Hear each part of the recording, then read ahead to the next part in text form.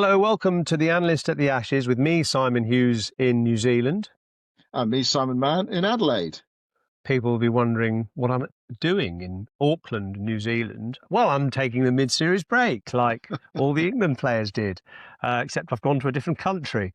And it's partly because I've got great friends here. My friends Karen and Grant, who I stayed with when I played here a couple of winters in Auckland, a couple of different club sides that I played for. And I just love the place as well. And it's a good distraction from the pressures of the Ashes to come to New Zealand, that stunning country. And actually, I've been helping, in a sort of way, trap predators up in the bush because the kiwi bird is jeopardized, is threatened by all these predators that the visitors, the immigrants to New Zealand, like the Aussies and the English, imported, the stoats and wild cats and various other predators that are killing all the birds that can't fly, like the kiwi birds.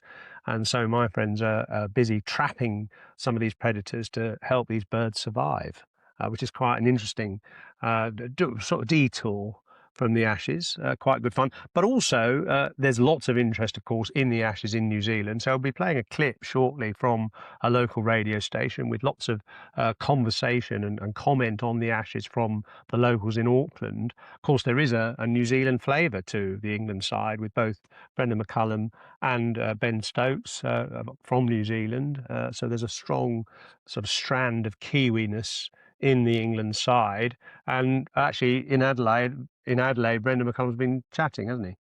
Yeah, he spoke today. It's not normal that the coach speaks at this point before a test match. I mean, normally the coaches speak after the test match, as he did at Brisbane when he made those, well, seemed to be controversial comments about overtraining. So, he'll speak after a test match and he'll speak at strategic points during the year. So before a series, possibly, or before summer gets underway, before the cricket gets underway in the summer. So it's quite unusual that. So it's kind of like taking the focus on himself, really, especially after the comments he made after Brisbane, and also as well following an incident at the airport yesterday at Brisbane Airport, where one of the England security men got in a sort of verbal altercation with a Channel 7 camera operator. Look, it was 6 of one, half a dozen of the other. It didn't look great, but of course, all the players are sort of followed around the whole time. When they leave the country, or when they leave the area, when they come into a new place. And Cricket Australia have asked the various news organisations to be respectful of the players and keep a respectful distance. I think in this occasion, the England security man thought the camera operator was just getting a bit too close. So he was saying, get out of my face, get out of my face. So that was the first question that Brendan McCullum was asked at his news conference today. But, we're here for the cricket, aren't we? And that's going to be obviously a huge focus in the next few days. Can England somehow salvage this series? I don't know what the weather's like in Auckland, Yoz. When I used to go to New Zealand, or when I've been in New Zealand, the weather was always lovely. But it's cool today and blustery in Adelaide. Actually, when I walked back from the ground earlier, we saw there was a few showers as well. But it's going to be hot, hot, hot for your arrival Mm. just before the game. It's going to Mm. be a warm one. 37, I think, is forecast for one of the days, isn't it? Which is going to be toasty. I remember Alistair Cook batting in Adelaide in 2010-11 series in Adelaide, and it was 40 degrees. And that was a game in which he batted all day, got 100, of course, didn't sweat. So maybe that's one of the things England are missing is the fact they've got players who sweat, and Alistair Cook was one of those rare ones who didn't. No, actually, the weather in Auckland has been stunning, and we've been up the coast a little bit as well. It's been absolutely beautiful, a bit like England, but just a couple of degrees warmer. So absolutely perfect. And I guess the message from McCullum and the England camp leading into this next Test match is same order, different batting, to use a terrible cliche. Yeah, and Brendan McCullum they haven't named a team, but he was asked a couple of times in his media conference and his BBC interview about England's potential batting order for the game, and he was saying no. All the indications are that England are going to keep the top seven that they have used for a long time now. Actually, it's a very settled top seven, and what's happened in the series so far is not going to knock them off course. So, we saw Jacob Battle turn up to nets today. He's not going to be in the side. It's going to be Ollie Pope at three after the shot he played in the second innings in the last game. It's not a reason to drop him. He hasn't come to the end of the road, even though his average against Australia is negligible, and he hasn't scored a half century against them. So on we go. The same top seven. What do you think about that? Well, I think in a way it's quite sensible, actually. I think to pitch somebody like Bethelin now will just arise and arouse, potential ridicule. Uh, the Aussies will be laughing when they see a guy coming in at number 3 who hasn't made a first-class 100. I think it'll reek of desperation. So, although, he's the coming man in a way, and Pope has got a poor record, perhaps they've had this conversation about, Pope is not suddenly a bad player. He just needs to think a different way about batting.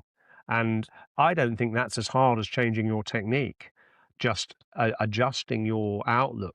There's a good piece, I thought, by Nick Compton, the former England opener, of course, who wrote a piece on LinkedIn, and I've quoted a bit of it on our Substack blog, the Crickverse, in which he mentions the number of balls that, on average, batters spend in the middle, and the only two batters who spend on average 100 balls plus at the wicket in a Test match are Kane Williamson, New Zealander, and Steve Smith.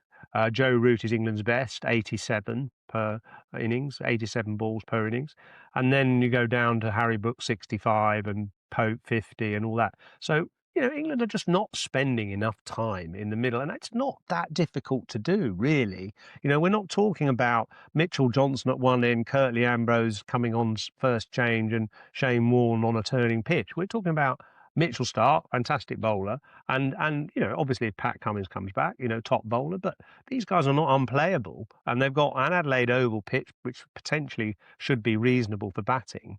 It's just a question of staying in for a while, and the runs will come. So I don't mind England sticking with the same top 7, but they've just got to do better. And I think they're capable of it. What do you think? Uh, well, you'd think it would like to be a better pitch, a more amenable pitch here. Certainly the dimensions narrower and longer. They do like to take on the short ball, don't they? Whether Australia will give them as many short balls remains to be seen. The only thing I would say is the Adelaide Oval pitch. Glenn McGrath was saying this to me up in Brisbane. It's not quite the Adelaide Oval pitch of old, where you could really book in for bed, breakfast, and for the rest of the week. The curator of the Adelaide Oval, Damien Howe, has been speaking to ABC Grandstand, the local main national radio station here, and he said, a quote from him: "We should hopefully have 10 wickets and 300 runs a day. It should nibble around a bit with the new ball, and it should take some spin." So, I mean, in a way, he's almost describing a perfect cricket pitch, isn't he? Something in it for the batters if you're good enough, something in it for the bowlers if you're good enough, and it's going to spin late on, and there's a bit early on for the pace bowlers as Well, well. So yeah, I mean, if it is like that, then that is almost a perfect cricket pitch. It's not the flat belter that England have flourished on in recent years. There's something in it potentially. but that's okay, because again, it's about how well you bat. It doesn't mean that you can only score 300 all out on it.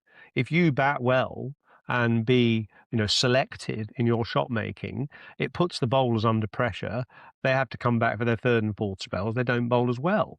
So it's logic. If you stay in, things do get easier, even with the addition of Pat Cummins into the attack. Another interesting piece that was out this week on the Cricket et al. Substack site, which is Gideon Hay and Peter Lawler, was contributed. It was a bit of writing from Sam Perry of the Grade Cricketer, and he found from CricViz the profile of all the fast bowlers' speeds through the series so far.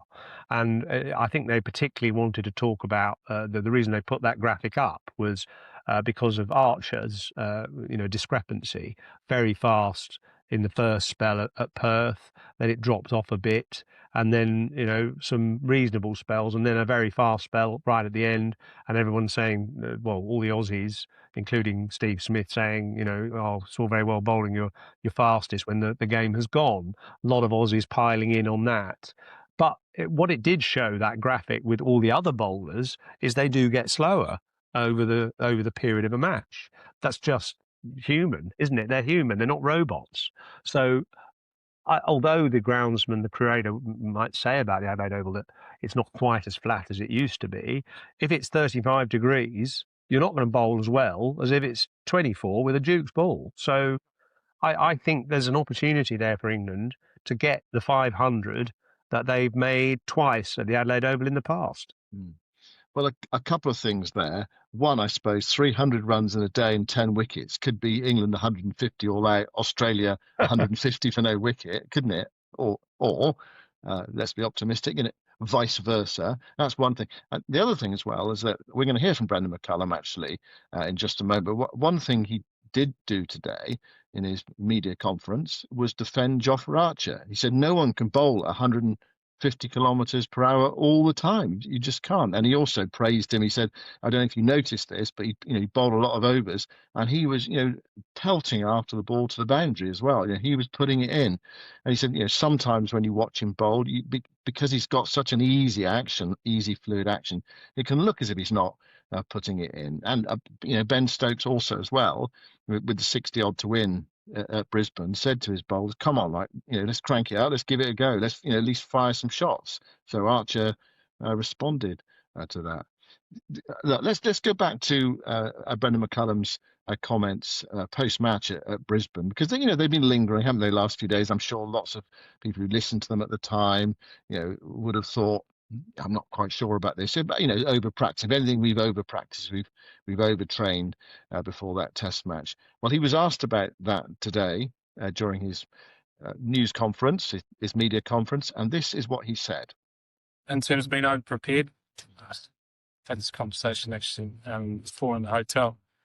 It's not about working the hardest. Working the hardest doesn't guarantee success. Working the longest doesn't guarantee success. What I meant by us being over-prepared is we had 5 intense training sessions where, in my opinion, we left ourselves a fraction short in terms of our energy and our ability to play ones in front of us, which on that wicket required quite a different game to necessarily what you train in nets. You have to think on your feet. You have to be able to manoeuvre your game. You have to be able to identify risk. You have to work out how to apply pressure, put it back on based on the surface and the conditions you're confronted with. If you over-prepare or you over-train based on how many balls you hit on a true surface, it can leave you a little bit ill-prepared in that moment. Okay. There is no perfect preparation. If it was hitting 4,000 balls, it guarantees you average 90. Every bloke could hit 4,000 balls. If you bowl 120 balls and guarantee you take a 10 for it, you're going to do that. That's not how it works. But for me, I think you need an edge about when you enter a game. You need to be mentally fresh. You need to be physically fresh. Or 5 intense training sessions on the back of a difficult loss, I don't think necessarily gave us our best chance. And I'll wear that. I'm happy to wear that as leader. I'm happy to wear the message that I said. I know not everyone will agree with it. But at least focuses on me and the lads. Actually, that's pretty much what I thought. I interpreted after the game when he made those comments, and it got a lot of people riled up, because England had lost again, and we trained too hard, we worked too hard, and of course then they went on holiday.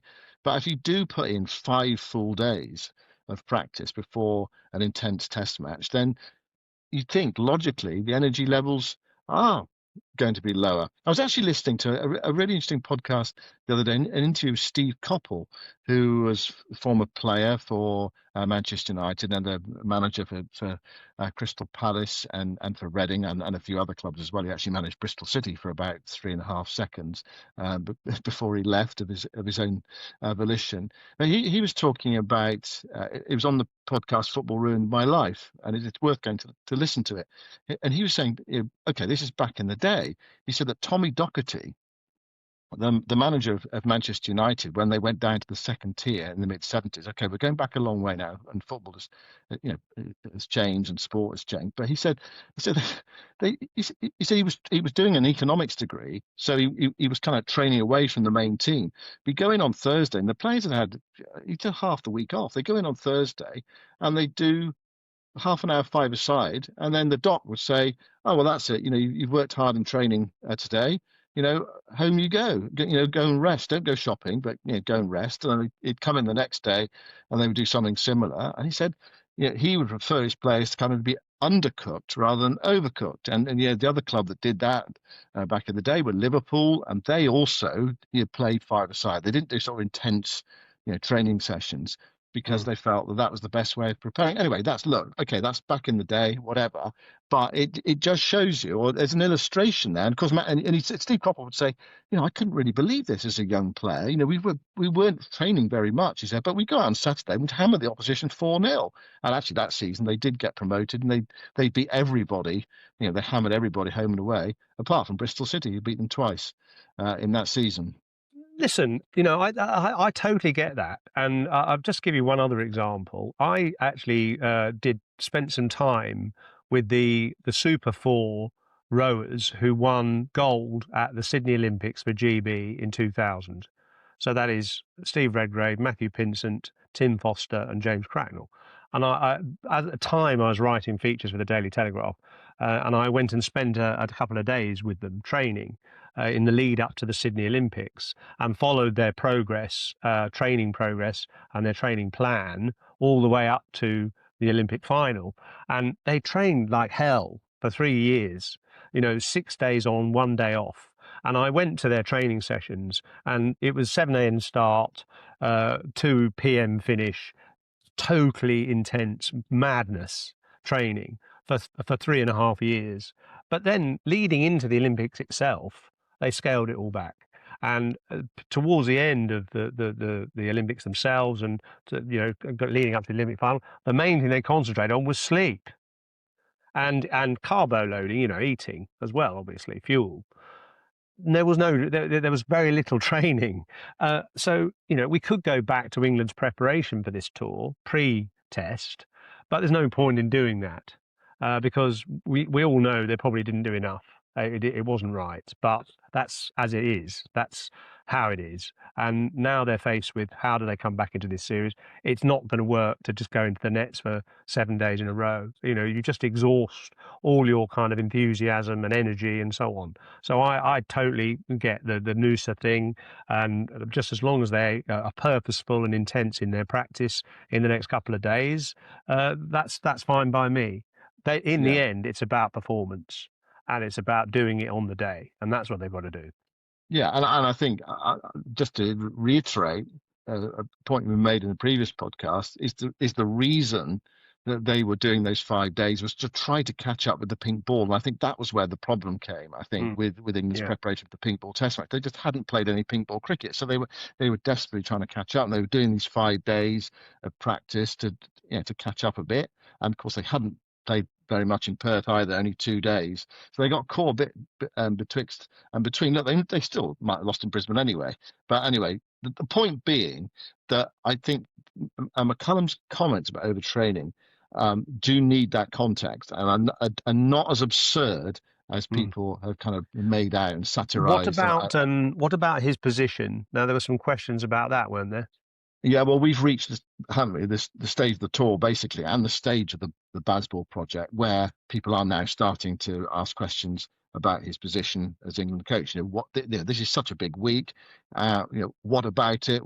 What do you think about your position if it all goes wrong from here? I.e., if England lose this Test match, and this is what he said about that. I don't know, but it doesn't really bother me, to be honest. I think, again, like professional sport, it's not easy, right? Like, you do the job to the best of your ability, you have conviction on what you're doing, and whatever happens, happens. But I certainly don't coach to protect the job. I coach to get the best out of people, and that's the same with the skipper. We both go about that in our same way with the same level of conviction, and that won't be changing this week just because the prize at its highest. We'll remain committed to what we're doing in the same way that we do.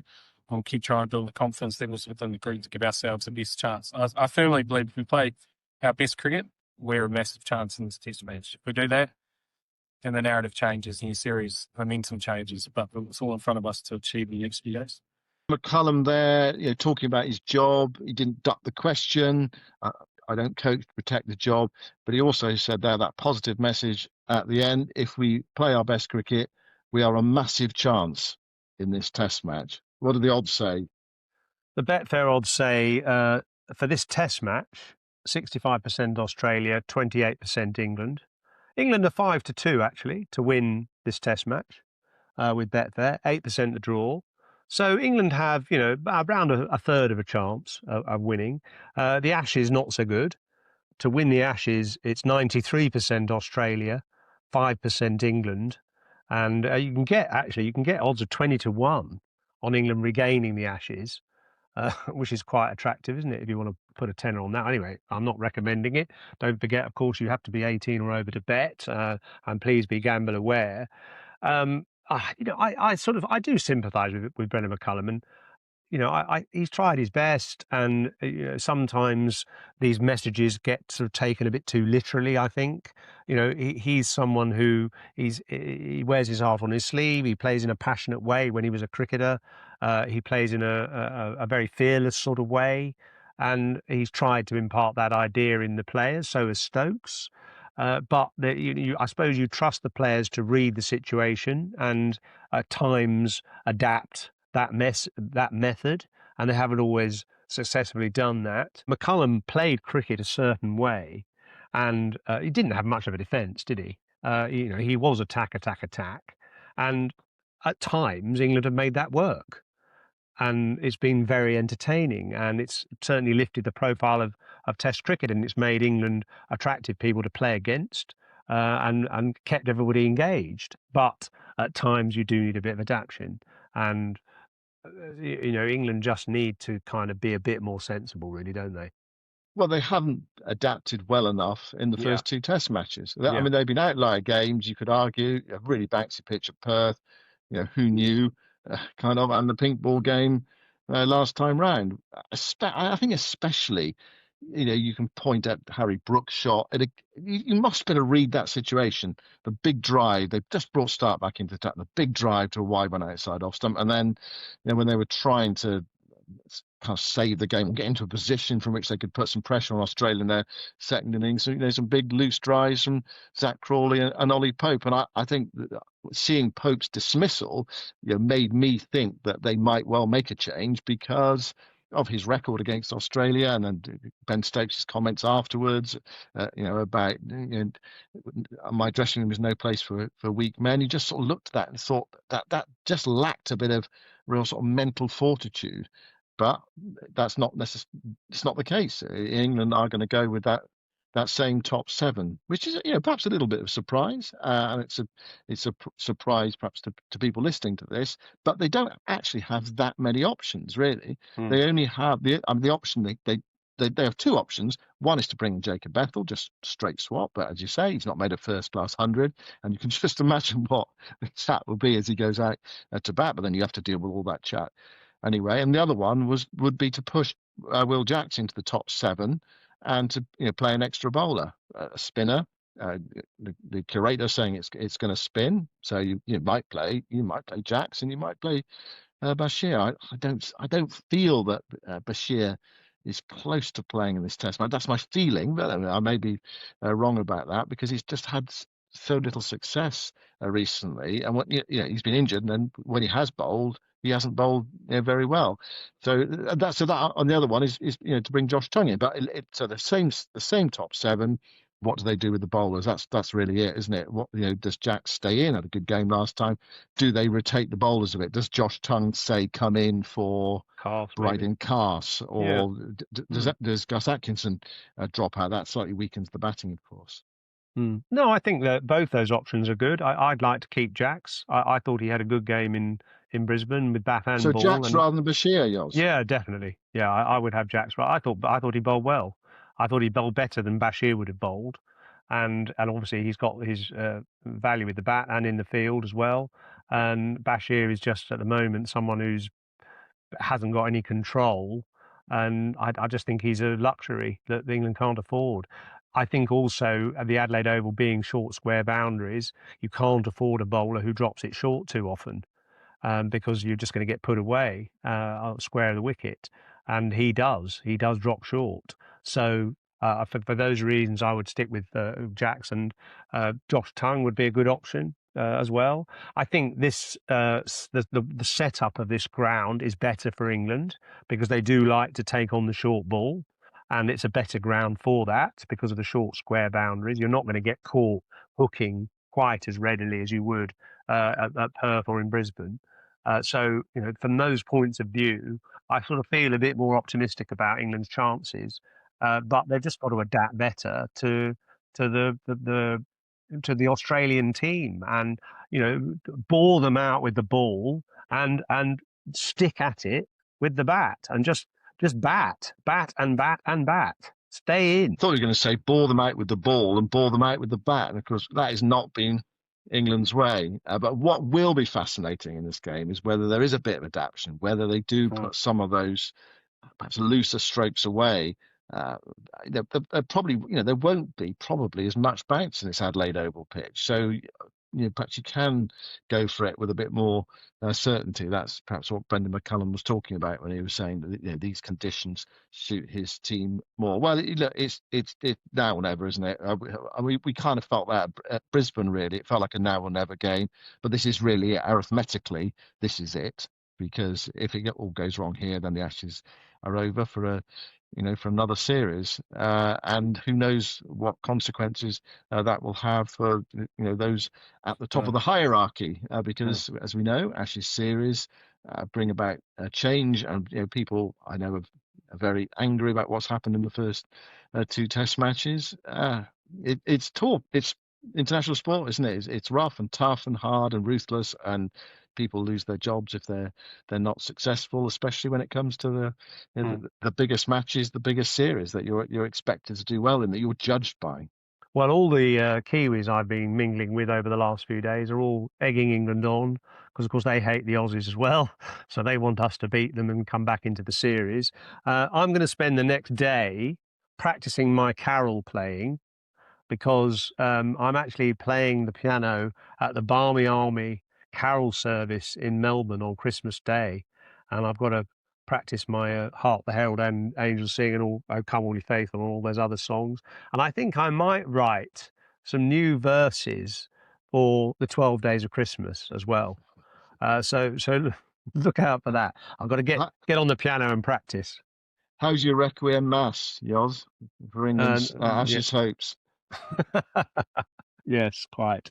Exactly. Anyway, listen, we'll be back for the first day of the Test match, which starts England time, Tuesday night, 11:30 p.m. Of course, it's on TNT Sports exclusively, and Graham Swan will be part of that TNT team. And we just actually had an interview posted on this podcast site a couple of days ago with Graham Swan, talking about his experiences of the Ashes in 2010-11. So that's worth a listen, actually, especially his thoughts about the Adelaide Test and the memories of that 15 years ago. So look out for that, the Graham Swan podcast on this site. As I say, TNT Sports are covering the third Test, 11:30 p.m. start. We'll both be there, won't we?